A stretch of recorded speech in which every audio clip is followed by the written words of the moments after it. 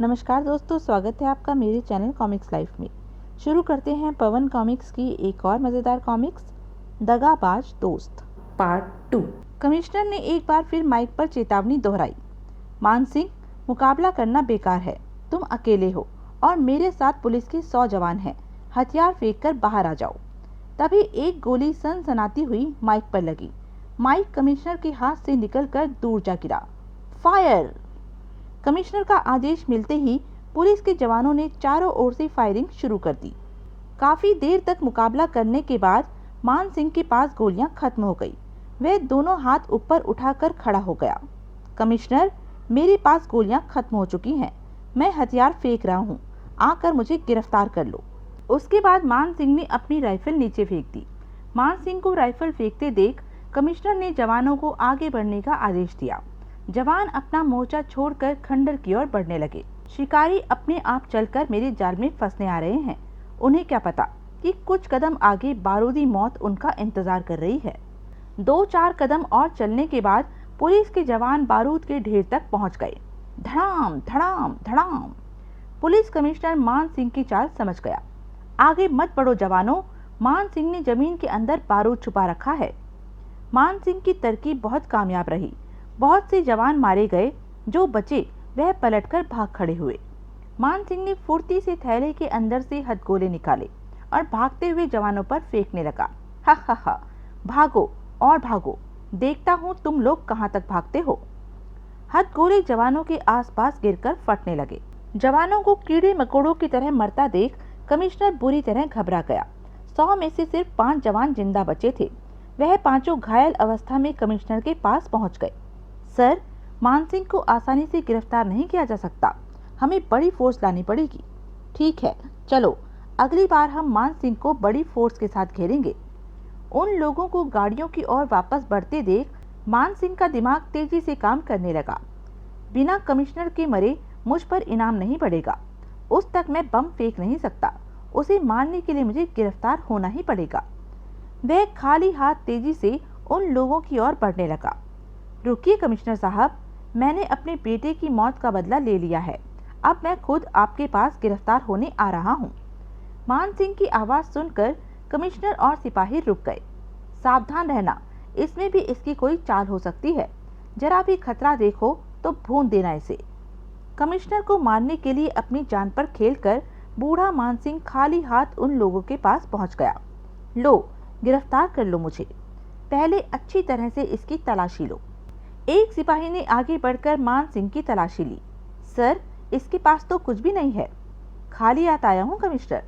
पूरी तसल्ली हो जाने के बाद कमिश्नर रिवॉल्वर लेकर आड़ से बाहर निकला। पहना दो इसे हथकड़ी और ले चलो हेडक्वार्टर। एक सिपाही ने आगे बढ़कर मान सिंह को हथकड़ी पहना दी। मान सिंह 5 राइफलों से घिरा हुआ पुलिस की गाड़ी की ओर चल दिया। इन्हें क्या मालूम, यह मुझे नहीं अपनी मौत को हथकड़ी पहनाकर लिए जा रहे हैं। ऐसे ही किसी खतरनाक मौके के लिए मान सिंह ने उस व्यक्ति से गाड़ी में बम रखवाए थे। गाड़ी के पास पहुंचकर वह पैर खुजाने के बहाने नीचे झुका। उस गाड़ी के अंदर सीट के नीचे रखे हुए बम नजर आ गए। चढ़ो गाड़ी पर। चढ़ता हूँ, जरा पैर तो खुजा लूं। जिस जगह सीट के नीचे बम रखे हुए थे मान सिंह ठीक उसी जगह जाकर बैठ गया। सुनो, रास्ते में कोई गलत हरकत मत करना, वरना। कमिश्नर गाड़ी का पिछला दरवाजा बाहर से बंद करके ड्राइवर के पास जाकर बैठ गया। गाड़ी चल पड़ी। कुछ देर आंखें बंद करके सोने का बहाना करता हूँ, फिर अपना काम करूंगा। उसे सोता देख सिपाही भी असावधान हो गए। यही मौका है, मुझे बम उठा लेने चाहिए। उसने आहिस्ता से नीचे झुककर बम उठा लिए। तभी एक सिपाही की नजर उस पर पड़ गई। अरे, यह बम कहाँ से आ गया तेरे पास? इससे पहले कि सिपाही झपट कर उसके हाथ से बम छीनता, उसने एक बम दरवाजे पर खींच मारा। धड़ाम! गाड़ी का दरवाजा टूटते ही मान सिंह ने बाहर छलांग लगा दी। ड्राइवर, गाड़ी रोको। मान सिंह गाड़ी से कूद गया। इधर मान सिंह का शरीर सड़क से टकराया। उसका शरीर झनझना उठा।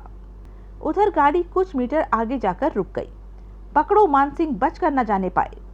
इससे पहले कि कमिश्नर या सिपाही गाड़ी से उतर पाते मान सिंह फुर्ती से खड़ा हो गया। उसने दूसरा बम भी गाड़ी की ओर उछाल दिया। हा हा हा, किसी को जिंदा नहीं छोड़ूंगा। बम ठीक गाड़ी के ऊपर जाकर गिरा। धड़ाम। मान सिंह फौरन वहां से भाग लिया। अब मुझे फौरन इस हथकड़ी से छुटकारा पाना है। मान सिंह भागता हुआ उसी खंडर में पहुंच गया। वहां पहुंचकर उसने एक सिपाही की राइफल उठा ली। अब मुझे इस हथकड़ी से छुटकारा मिल जाएगा। राइफल की नाल हथकड़ी से लगाकर उसने अपने पैर के अंगूठे से उसका घोड़ा दबा दिया। धाएं। हथकड़ी से छुटकारा पाने के बाद मान सिंह सिपाही की राइफल और बम का थैला लेकर जंगल की ओर चल दिया। मान सिंह के इस खूनी कारनामे से अंग्रेज सरकार हिल उठी। बात गवर्नर के कानों तक पहुंच गई। मिस्टर आईजी, चाहे जितनी फोर्स लगानी पड़े लगा दीजिए, मान सिंह हर हालत में गिरफ्तार होना चाहिए। आईजी अपने ऑफिस में, सर, पुलिस फोर्स तो मान सिंह को पकड़ने की पूरी कोशिश कर रही है। अगर हमें जासूसों की सहायता मिल जाए तो उस तक पहुंचने में आसानी होगी। गवर्नर ने आईजी की बात पर गौर किया। ठीक है, 2 जासूस मान सिंह को गिरफ्तार करवाने में पुलिस फोर्स की सहायता करेंगे। गवर्नर से बात करने के बाद आईजी ने पुलिस अफसरों की मीटिंग बुलवाई। यह मीटिंग इसलिए बुलाई गई है ताकि आप लोग मान सिंह को गिरफ्तार करने के लिए अपनी अपनी राय दें। पहले तो हमें उस पर इनाम की रकम बढ़ा देनी चाहिए।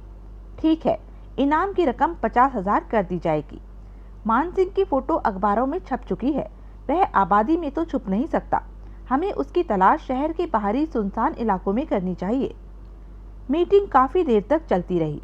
उसके बाद पुलिस हेडक्वार्टर से मान सिंह की तलाश में कुछ जीपें निकल पड़ी। इंस्पेक्टर टॉम की जीप जंगल के पास वाली सड़क से गुजर रही थी।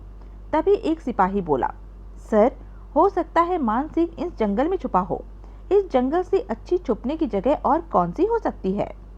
तुम ठीक कह रहे हो ड्राइवर, जीप रोको। ड्राइवर ने जीप सड़क के किनारे रोक दी। सावधान रहना, हो सकता है मान सिंह जंगल में घुसते ही हम पर हमला कर दे। हम सावधान हैं सर। इंस्पेक्टर 5 सिपाहियों के साथ जंगल में प्रवेश कर गया। जरा सी आहट होते ही फायरिंग शुरू कर देना। मान सिंह गुफा के अंदर गहरी नींद सो रहा था। अचानक की आंख खुल गई। वह उठकर बैठ गया। मैं तो गहरी नींद सो रहा था, फिर मेरी आंख क्यों खुल गई? जरूर कोई आहट हुई है। ध्यान लगाकर सुनने पर उसी गुफा की ओर आते हुए कदमों की आहट सुनाई दे गई।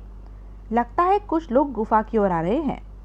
गुफा के द्वार के पास पहुंचकर उसने बाहर झांका। ओह, तो पुलिस मुझे तलाश करती हुई यहाँ तक पहुंच ही गई। उसने बड़ी फुर्ती के साथ थैले से बम निकाला और उन लोगों की ओर उछाल दिया। एक साथ सबकी छुट्टी कर देता हूँ। बम इंस्पेक्टर के पास जाकर फटा। धड़ाम। आह! बम विस्फोट ने इंस्पेक्टर और 4 सिपाहियों के चीथड़े उड़ा दिए। बचा हुआ एक सिपाही पलटकर भागा। उस सिपाही को भागते देख मान सिंह गुफा से बाहर आ गया। भाग कहाँ रहा है बुज़दिल? भागकर तो अपनी मौत से नहीं बच सकता। धाएं। आह! जंगल के बाहर जीप के पास खड़े ड्राइवर ने धमाके की आवाज सुनकर फौरन वायरलेस पर हेडक्वार्टर खबर भेज दी। 2 जासूसों के साथ जल्द ही एक बड़ी फोर्स वहां पहुंच गई। जंगल को चारों ओर से घेर लो। मान सिंह जिंदा निकलकर नहीं जाना चाहिए। दोनों जासूस काफी सिपाहियों के साथ जंगल में प्रवेश कर गए। कुछ देर बाद वह गुफा के अंदर पहुंच गए। यहाँ पड़ा सामान इस बात का सबूत है कि मान सिंह यहाँ छुपा हुआ था। हाँ, लेकिन लगता है वह हमारे पहुंचने से पहले ही यहाँ से भाग गया। फोर्स वापस हेडक्वार्टर पहुंच गई। दोनों जासूसों को आईजी ने अपने ऑफिस में बुला लिया। आपने हमें बुलाया सर? हाँ, तुम दोनों के पास मान सिंह का स्केच फोटो है। तुम दोनों उसकी तलाश आरंभ कर दो। Okay sir. उसी समय एक सिपाही ने ऑफिस में प्रवेश किया। सर, बाहर एक व्यक्ति खड़ा है। वह अपने आप को बागी मान सिंह का दोस्त बताता है और आपसे मिलना चाहता है। उसे फौरन अंदर भेजो। सिपाही वापस चला गया। थोड़ी देर बाद मान सिंह के दोस्त सुभान सिंह ने ऑफिस में प्रवेश किया। तुम बागी मान सिंह के दोस्त हो? जी हाँ सरकार। अगर उस पर घोषित 50,000 का इनाम आप मुझे देने का वादा करें तो मैं उसे पकड़ने की अच्छी और कारगर तरकीब बता सकता हूँ। तरकीब बताओ। मैं वादा करता हूँ, अगर बागी मान सिंह पकड़ा गया तो इनाम तुम्हें जरूर मिलेगा। सर, क्या जरूरत है इससे तरकीब पूछने की? हम उसकी तलाश में जा तो रहे हैं। 24 घंटे के अंदर हम उसे ढूंढ निकालेंगे। उसे ढूंढ भी लिया तो आप लोग उसे गिरफ्तार नहीं कर पाएंगे। वह कितना खतरनाक है यह तो आप लोग देख ही चुके हैं।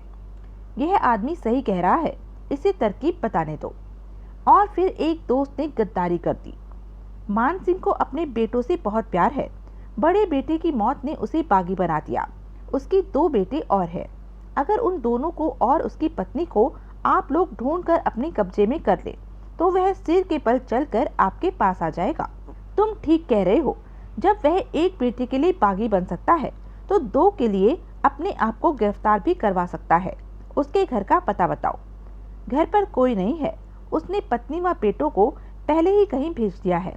मैं कुछ पते बता रहा हूँ, वह लोग उन पतों पर जरूर मिल जाएंगे। मान सिंह की पत्नी अपने बेटों के साथ जिन जिन स्थानों पर जा सकती थी, सुभान सिंह ने उन स्थानों के पते बता दिए।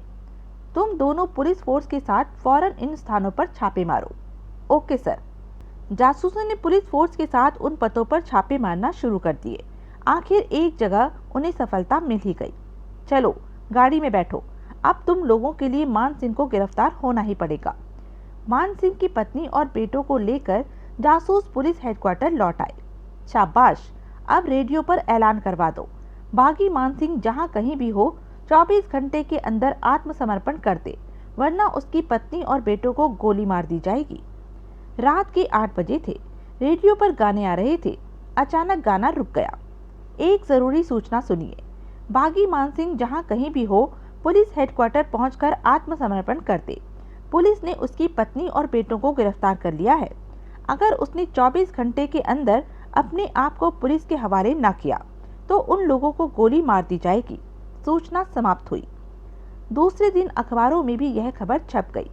मान सिंह ने एक सांस में पूरी खबर पढ़ डाली। यह बहुत बुरा हुआ। अब मुझे पुलिस के सामने आत्मसमर्पण करना ही पड़ेगा। अपनी जान बचाने के लिए मैं अपने दोनों बेटों को मौत के मुंह में नहीं झोंक सकता। आत्मसमर्पण का निश्चय करके मान सिंह पुलिस हेडक्वार्टर की ओर चल दिया। विजय की मौत ने मुझे बागी बनाया था। आज वीर और राज की जान बचाने के लिए मैं मौत को गले लगा लूंगा। वह जल्द ही पुलिस हेडक्वार्टर आ पहुंचा। गेट पर खड़े सिपाही उसे देखते ही घबराकर अंदर भागे। अरे भागते कहाँ हो बुज़दिलों, मैं आज तुम लोगों को मारने नहीं, अपने आप को तुम्हारे हवाले करने आया हूँ। सिपाही भागकर आईजी के पास पहुंचे। सर, बागी मान सिंह आ गया। ओह। आईजी सिपाहियों के साथ ऑफिस से बाहर आ गए। तुम लोग चलो, मैं मान सिंह की पत्नी और बेटों को लेकर आ रहा हूँ। Okay sir. बूढ़ा मान सिंह पुलिस हेडक्वार्टर के अंदर सीना ताने खड़ा शेर की तरह दहाड़ रहा था। अरे बुज़दिलों, बड़े बहादुर बनते हो। आमने सामने की टक्कर में मुझे गिरफ्तार नहीं कर पाए तो मेरी पत्नी और बेटों को गिरफ्तार कर लिया। लानत है तुम लोगों पर। उसी समय आईजी उसकी पत्नी और बेटों के साथ सामने आ गए। बमों का थैला और राइफल जमीन पर डाल दो मान सिंह, वरना मेरे एक इशारे पर इन्हें गोली मार दी जाएगी। तुम ऐसा हरगिज नहीं कर सकते। तुम्ही लोगों की गोली से मेरा एक बेटा पहले ही मुझसे जुदा हो चुका है। अगर इन लोगों को कुछ हो गया तो मैं भारत क्या, सारी दुनिया से अंग्रेजों का नामो निशान मिटा दूंगा। अगर तुम अपने आप हथियार डाल दोगे तो इन्हें सही सलामत छोड़ दिया जाएगा। ठीक है। पत्नी और बेटों की खातिर अंग्रेज पुलिस के दांत खट्टे करने वाले बूढ़े मान सिंह ने हथियार डाल दिए। लो, गिरफ्तार कर लो मुझे। मैंने हथियार डाल दिए। उसके हथियार डालते ही पुलिस के बहुत से जवान उसके करीब आ गए। डाल दो इन हाथों में हथकड़ी। एक शेर अपने बेटों की जान बचाने के लिए अपने आप को गीदड़ों के हवाले कर रहा है। आईजी ने खुद आगे बढ़कर मान सिंह के हाथों में हथकड़ी डाल दी। तुमने 200 अंग्रेज सिपाहियों की जान ली है मान सिंह। अब तुमसे एक एक की मौत का बदला लिया जाएगा। तुम लोग चाहे मेरा कुछ भी करना, लेकिन पहले मेरी पत्नी और बेटों को छोड़ दो। हा हा हा। नागिन और सपोलो को छोड़ दे ताकि आगे चलकर वह भी हमारे लिए खतरा बन जाए। और फिर आईजी के इशारे पर सिपाहियों ने उसकी पत्नी और बेटों को गोलियों से भून डाला। धाए धाए धाए। पत्नी और बेटों को अपनी आंखों के सामने मरता देख बूढ़ा मान सिंह पागल हो उठा। मार डाला तुम लोगों ने मेरी बीवी बच्चों को, मैं जिंदा नहीं छोड़ूंगा तुम लोगों को। उसी समय सुभान सिंह वहां पहुंच गया। देखा सरकार, कैसा छटपटा रहा है मान सिंह। मेरी तरकीब कामयाब रही ना। अब मेरा इनाम मुझे दे दीजिए। जरूर मिलेगा तुम्हें इनाम। तुम्हारे कारण ही तो यह हमारे हाथ आया है। आईजी ने जेब से 10-10 हजार की 5 गड्डियां निकालकर सुभान सिंह के हाथ पर रख दी। लो, तुम इस इनाम के हकदार हो। शुक्रिया सरकार। सुभान सिंह को आईजी से इनाम की रकम लेते देख मान सिंह सब कुछ समझ गया। ओह, तो तेरे ही कारण यह लोग मेरे बीवी बच्चों को पकड़ने में सफल हो सके। तेरे जैसे गद्दारों के ही कारण अंग्रेज इतने सालों से भारत पर राज कर रहे हैं। अगले ही पल मान सिंह ने बाज की तरह झपट्टा मारकर पास खड़े एक सिपाही की राइफल छीन ली और आईजी व सुभान सिंह पर गोलियां बरसाने लगा। ढाई ढाई, आह! आईजी को गोली लगते देख सिपाहियों ने उस पर गोलियों की बौछार कर दी। गोलियां उसके शरीर में घुसने लगी, राइफल उसके हाथ से छूट गई और इस तरह दोस्त की गद्दारी के कारण एक बहादुर मान सिंह का अंत हो गया। तो यह थी पवन कॉमिक्स की एक मज़ेदार कॉमिक्स। ऐसी ही मज़ेदार कॉमिक्स के लिए बने रहें मेरे साथ और हाँ, मेरे चैनल को लाइक, शेयर और सब्सक्राइब करना ना भूलें। धन्यवाद।